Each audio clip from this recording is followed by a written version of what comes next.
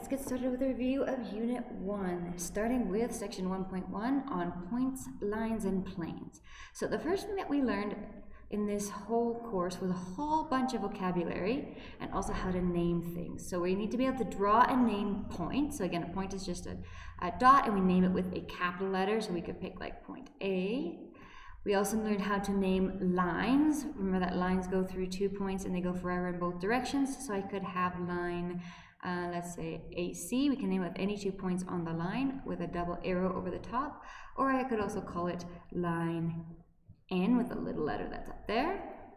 We also learned to recognize and name planes, and we can name planes with any 3 points on the plane that are not also collinear. So in this case, maybe we could call it plane ADB or ABD, doesn't really matter which order you do it in. We learned about naming line segments, which are any piece of a line that have 2 endpoints. So we've got, let's say, AB. And when we name segments, we just use a line across the top with no arrows. And a ray, which starts at a point and goes forever in one direction. So I could maybe name ray C, starting at C, going forever and ever through B. So I could call this ray C, B. I always start with the end point, and I go forever and ever and ever in the direction of the next point that I name. You also need to understand what are collinear and coplanar points. So collinear points are any 3 points on the same line. So A, B, and C are collinear. And coplanar points are any points on the same plane. So A, B, C, and D are all coplanar versus if we drew a point out here, say point Q, which is off the 2 planes, is not coplanar with A, D, B, and C. Same way with A, B, and C are collinear, then D is not collinear with A, B, and C because it's off the line. And then the last thing was to state 4 basic postulates of geometry. And the first one is that through any 2 points, you can only draw 1 straight line. The second one is that when 2 lines intersect, they intersect at exactly 1 point. When we have 2 planes that intersect, they intersect at a straight line. And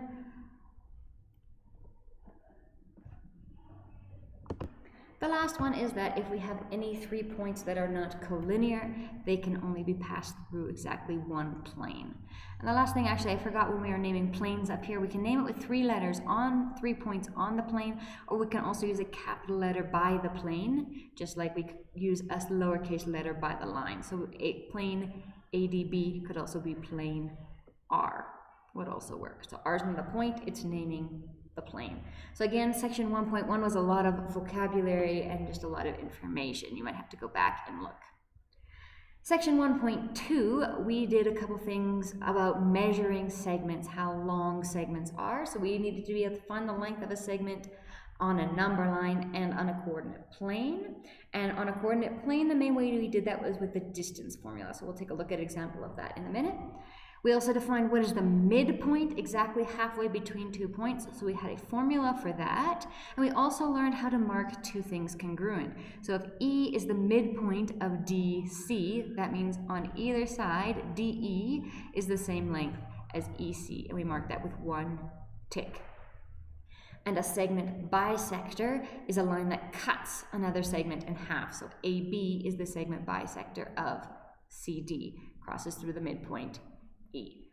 So if I want to be able to find the midpoint of a segment, or again find the distance between 2 points or the length of a segment, I'm going to use these 2 formulas. So M for midpoint, D for distance, and if you need these will be given to you on your test.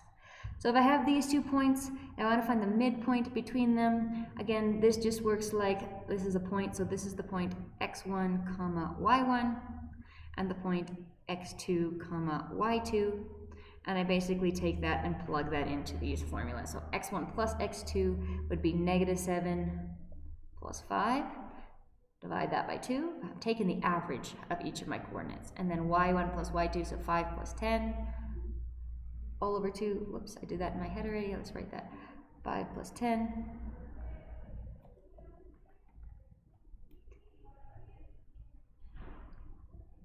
And then I would simplify that down. So negative 7 plus 5 is a negative 2 over 2 is negative 1. So sometimes you'll get whole numbers, and this is 5 plus 10 is 15 over 2. So fractions are also totally fine. So that's for midpoint. The midpoint between these two is at negative 1, 15 over 2, or if I did this in my calculator, 7.5. If I wanted to find the distance between these 2 points or the length of the segment that connects them, again, I'm just going to plug in my information into the points. So x2 minus x1, so 5 minus negative 7. Watch out for negatives, so 5 minus minus is going to end up being a plus. Squared plus y2 minus y1. So in this case, it's the 10 minus 5 squared. Simplify that down, so this is 12 squared plus 5 squared. And I think that's going to give me 169. Which square root's at 13. Sometimes you'll have a decimal here, sometimes you'll have a root. For your final exam, I'm not really too picky about whether you simplify the square roots or your calculator does. So if your calculator will simplify the roots for you, great. It's not one of the things we're going to super focus on for our final exam. So that was measuring segments, and again, we learned to mark segments congruent if they're the same length. Then we had measuring angles. So this is with a protractor. You might need to take out your protractor and measure how big an angle is, whether it's greater than 90 degrees or less than 90 degrees or exactly 90 degrees. And then once you can measure them, you need to be able to classify them as acute, right, obtuse, or straight. So an angle that's smaller than 90 degrees is acute. So looking at our examples down here, here's acute. An angle that's right is exactly 90 degrees, so that would be marked with a box here. That's a right angle. And obtuse is bigger than 90 degrees. So that would be this one over here. And a straight angle is exactly 90 degrees. So this is, sorry, greater than 90. So this is exactly 180. So this is actually just a straight line, is a straight angle at 180 degrees. Sorry, I kind of skipped down to name angles in 3 different ways. So I've got this angle here over here. If we wanted to name it, this would be, we use 3 points and the vertex always goes in the middle. So my vertex is O, so this is angle AOB. So angle AOB, so point on one of the arms, point at the vertex, point on the other arm. We can also put numbers inside our angle. So this little angle I could call angle 1 to name it.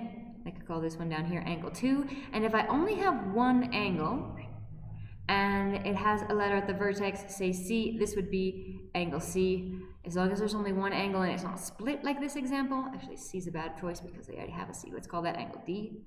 So angle D, I can use just one variable. In this section, we also learned how to mark angles congruent. So right here is marked with a tick. Actually, we just marked it with same number of arcs, so this would be angle 1 would be congruent to angle 2. And when I have 2 pieces of an angle that add up to one bigger angle and they're both congruent, the line that cuts them through the middle is called the angle bisector. So I mark angle bisectors congruent by marking the 2 pieces congruent, and the angle bisector starts with the same vertex and cuts the angle in half. The last thing we did in this section was, no, it's not even. Section 1.4 is addition postulates, which says that if I have one long straight line, I can add together the 2 pieces to get the whole long straight line. So if A to C is 9 and C to B is 12, then AB is really just AC plus CB, or 9 plus 12 is 21. So it says I can take the little pieces and add them together to get the big pieces. And the same thing for angles. If I have one big angle cut, not in half, but cut by another ray, and I can know the measures of the 2 pieces, I can add them together and get the measure of the big piece. So in this case, we don't just have straight numbers, we have expressions, and we can use those to find x.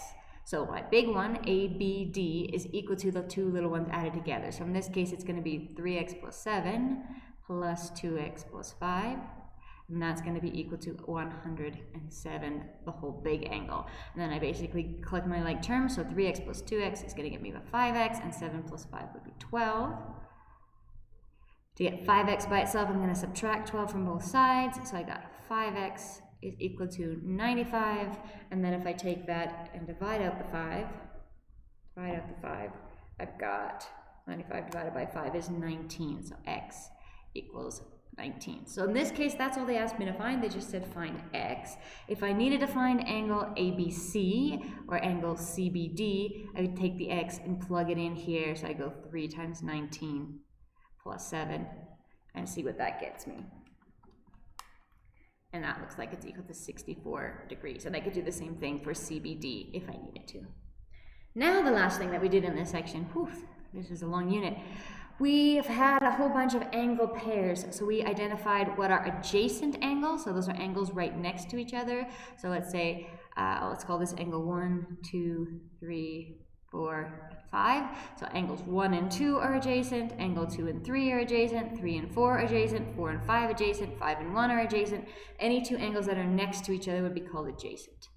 Vertical angles, we said, were angles that shared the same vertex and that their arms were opposite rays. So in this case, AEC and BED are vertical angles, or angles 1 and 4 are vertical angles because EC and ED are opposite rays and EA and EB are opposite rays. So we've got angle 1 and angle 4 being vertical angles. I think they're the only ones directly in this picture. Complementary angles are two angles that add up to 90 degrees. So since I've got this ray CED, that makes a straight line. If this part here is 90, that means this other side here is also 90. So angles 3 and 4 are going to add to 90 degrees. So angle 3 and angle 4 are complementary. Supplementary angles are angles that add up to 180, and often that happens in the case of a linear pair where they make a straight line. So in this case, again, if I'm looking at CED, there's my straight line. I can take angle 1 and angle 5, add them together to get that straight line. So linear pairs, angle 1 and angle 5, and they are also supplementary.